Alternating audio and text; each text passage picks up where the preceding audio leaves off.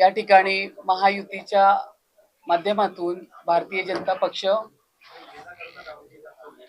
भारताचे लाडके पंतप्रधान आदरणीय नरेंद्र मोदी साहेब आणि त्याचबरोबर महाराष्ट्राचे लाडक्या बहिणींचे लाडके भाऊ, देवा भाऊ असे आमचे मुख्यमंत्री आदरणीय देवेंद्र फडणवीस साहेब, त्याचबरोबर उपमुख्यमंत्री एकनाथरावजी शिंदे साहेब, आमच्या उपमुख्यमंत्री सुनेत्राताई पवार ताई, त्याचबरोबर मुंबईचे अध्यक्ष अमित साटमजी, गटनेते गणेश भाऊ खनकरजी, अमेय गोलतकरजी, या सगळ्यांच्या माध्यमातून आणि यांच्या आशीर्वादाने या ठिकाणी माझी महापौरपदी आज मी पदग्रहण केलेलं आहे.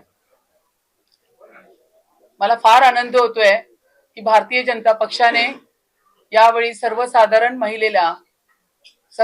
महिलेचं रिझर्वेशन झाल्यानंतर एक आम्ही तळागाळात काम करणारे कार्यकर्ते आणि अशा कार्यकर्त्याला या ठिकाणी संधी दिलेली आहे. भारतीय जनता पक्षाने म्हटलं होतं की मुंबईचा महापौर हा मराठी असणार आणि त्यांनी बोलल्याप्रमाणे आदरणीय मुख्यमंत्री देवेंद्र फडणवीस साहेब यांनी जी घोषणा केली होती की मुंबईचा महापौर हा मराठीच असणार आणि बोलल्याप्रमाणे या ठिकाणी मराठी महापौर विराजमान झालेले आहे. परंतु इतकी मोठी एक संधी असेल किंवा खूप मोठी जबाबदारी आहे, या पद्धतीने मी या महापौर पदाकडे बघते.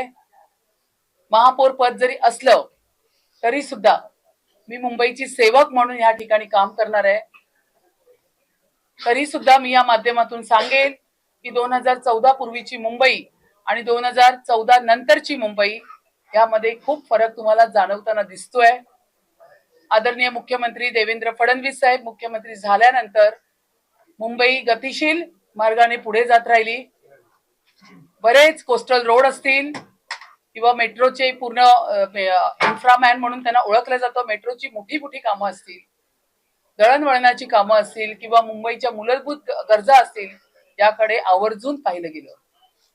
परंतु त्यानंतर कोविड आल्यानंतर या ठिकाणी जेव्हा उभाटाचे मुख्यमंत्री बसलेत त्यावेळी मी असं म्हणेल की मुख्यमंत्री देवेंद्र फडणवीस साहेब असताना प्रगतीच्या पदपथावरती मुंबई जात होती, तर ते आल्यावरती स्थगतीच्या पदपथावर मुंबई जात होती.